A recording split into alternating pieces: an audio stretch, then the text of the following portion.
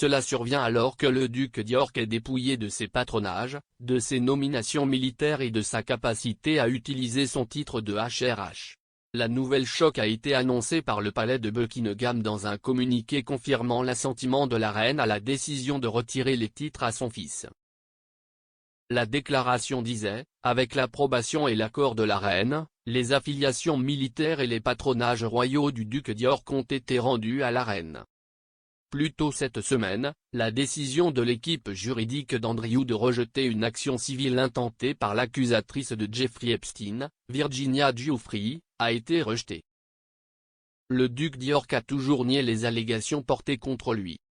Le palais a ajouté, le duc d'York continuera à n'assumer aucune fonction publique et défend cette affaire en tant que citoyen privé.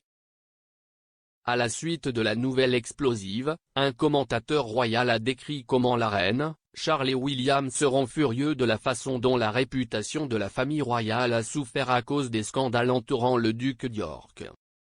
Angela Levin a déclaré à The Sun Online, si la reine avait demandé au prince Charles et au prince William, ils auraient été très fermes, le prince William et le prince Charles ont été absolument furieux qu'il a discrédité la famille royale.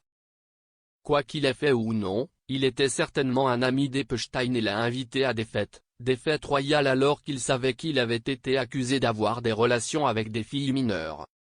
Donc, cela ne fait aucun doute.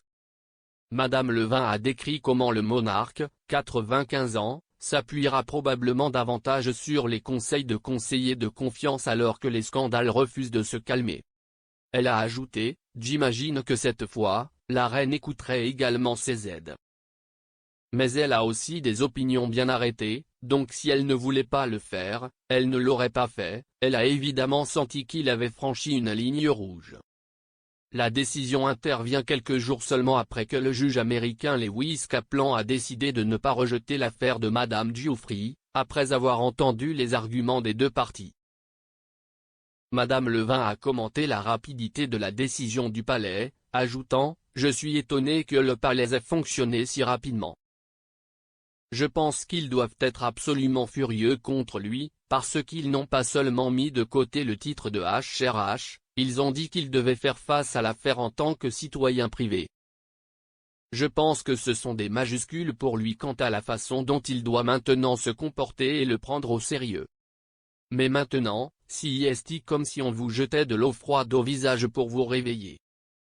La révocation des titres d'Andrew intervient le même jour que le groupe de campagne anti-monarchiste, Republic, a publié une lettre portant les signatures de plus de 150 vétérans militaires appelant à une telle décision.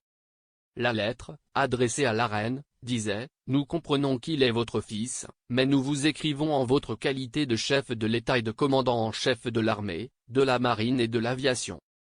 Ces mesures auraient pu être prises à tout moment au cours des 11 dernières années.